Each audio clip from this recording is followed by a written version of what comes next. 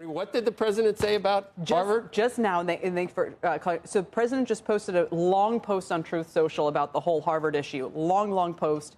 Everyone knows that Harvard has lost its way. It goes on and on. I'll skip to the very bottom. Get some really good. It involves parts calling the radical left idiots and bird brains who are capable of teaching failure to students and so-called future leaders. Anyway, he then criticizes the president. Harvard, the new president. And the conclusion is that Harvard can no longer be considered even a decent place of learning. He says it should not be on any list of the world's great universities or colleges. It is a joke in capital letters, teaches hate and stupidity, and should no longer receive federal funds. So, with that in mind, I will mention a journal piece today, Congresswoman, that says that the Supreme Court has already weighed in that the federal government should not be withholding even grants to try to force colleges to do certain things. Do you think it's been I mean, anti-Semitism, violence is one thing, but thought, do we want the government deciding what people can think? These schools are not entitled to U.S. taxpayer dollars if they're not living up to the standards and not protecting civil rights of Jewish students on campuses. That's probably true. And let's take a step back to what has led to this earthquake within higher education. After October 7th, we saw a skyrocketing of anti-Semitism on college campuses, particularly our known most elite college campuses, whether it was Harvard or Columbia. You saw physical assaults against Jewish students. You saw takeover of classrooms. You saw riots of property at school, destruction, and then you didn't see enforcement of these universities against those who violated the rules, violated the standards of the university. These schools get billions of dollars of U.S. taxpayer funds. We have a responsibility to be good stewards to make sure that they are protecting Jewish students, and they've abjectly failed. Harvard has been the epitome of this failure. They didn't enforce the rules. They gave the diplomas to those that committed these anti-Semitic crimes against fellow students. I mean, we're talking about physical assaults. And the other issue is these schools rank among the lowest when it comes to protections of free speech. They only want to protect free speech when it comes to calling for the genocide of Jews, when you saw very famously in that committee hearing, which, by the way, is the most viewed committee hearing in the history of the United States Congress, when 3 university presidents failed to condemn calls for the genocide of Jews. Right, I remember. So you don't disagree with anything she just said up to this point? Up to this point, we do not disagree. I think that what's happened at Harvard is terrible. It upsets me to my core.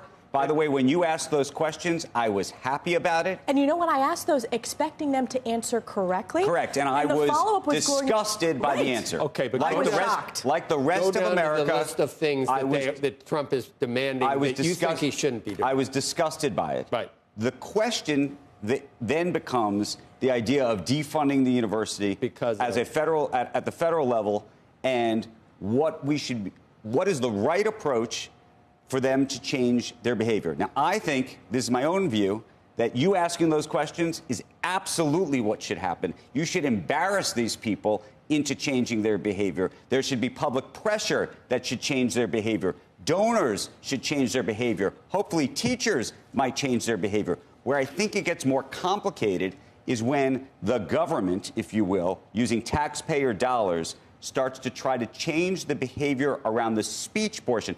Not violence and the idea that these classes are being. But if you look at Andrew, that's terrible. What the Department of Education has laid out to both Harvard and Columbia, it is not about speech. It is specifically about elimination of DEI, which in its basis, specifically at Harvard, is anti-Semitic. There are countless examples. I brought this up in one of the congressional hearings that the Office of DEI at Harvard refused to respond to Jewish students. This is prior to October 7th, when there was a concern of rise of anti-Semitism. In addition, a mask ban, where so many of these rioters and, frankly, criminals are hiding behind these masks, and it doesn't allow the university to actually enforce the rules, the time and place, not allowing them to take over buildings.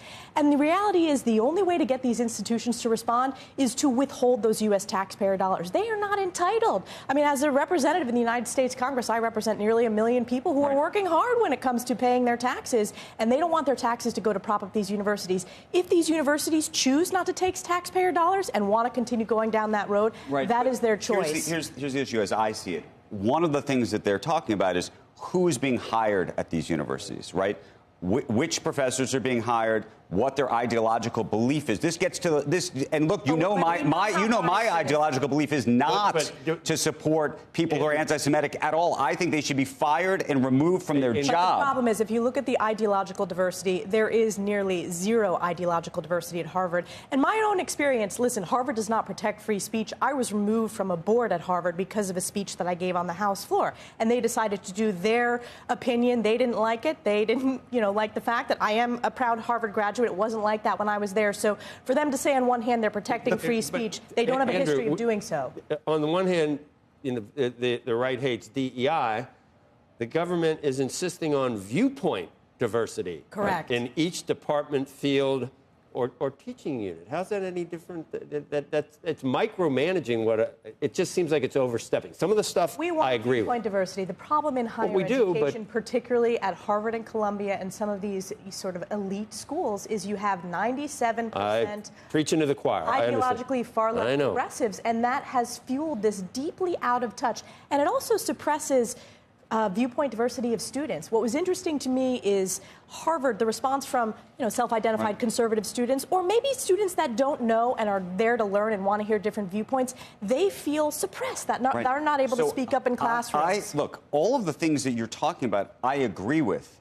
The harder part is I don't know if the government should be imposing that on a private institution. Now, yes, you're saying to me, well, we have these taxpayer dollars and we can use them how we want. I don't know that the American taxpayer has voted to change the way the university operates itself. And so, and my last piece. I would push back on that because this was a determinative issue in this last election cycle. People paid attention to higher ed, and they're very concerned that billions are going to these institutions, and they're not standing up for American values. But let me ask you about talking about American values. I think one of the things that's made America great is a lot of the people who have come out of these universities, including Harvard, who've done amazing things for this country. So Jennifer Doudna created CRISPR. She's a PhD graduate of Harvard.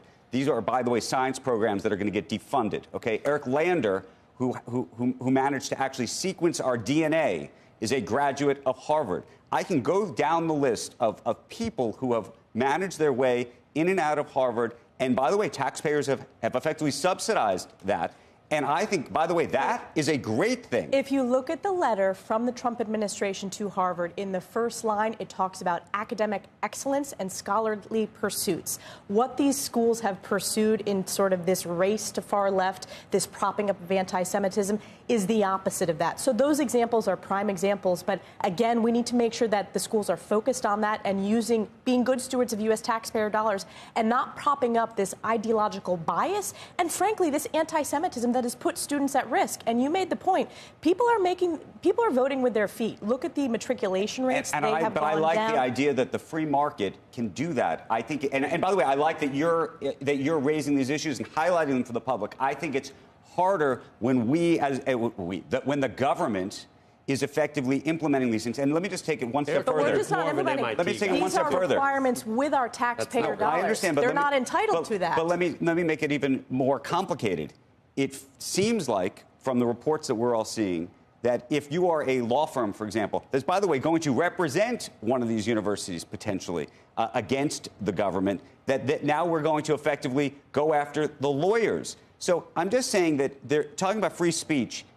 It just becomes very complicated because what's really happening is we're trying to enforce certain types of speech. And I'm saying I don't like this other speech. I hate this other stuff. The only time these schools have testified when it comes to protecting of free speech, again, these schools are ranked among the lowest when it comes to protection of free speech. I've experienced that myself when I was removed from a board of Harvard for giving a speech on behalf of my constituents on the House floor on election integrity issues. And yet they want to stand up for free speech when it calls for the genocide of Jews. It is anti-Semitic at its core. Look, and the hate speech, they can't say by the way, it with the a hate straight speech, face. people should be arrested for the hate speech. The other issue is the lack of academic integrity. You had in the case of Harvard, the president, multiple examples of plagiarism scandals, which I think the president referenced in the tweet that he just put out as well. So there are a lot of academic integrity issues as well as academic excellence issues. I have no problem with I mean, I don't love it, but with the president tweeting or truth socialing or whatever he's doing to raise these issues. I think it's totally fair game that politicians raise these issues.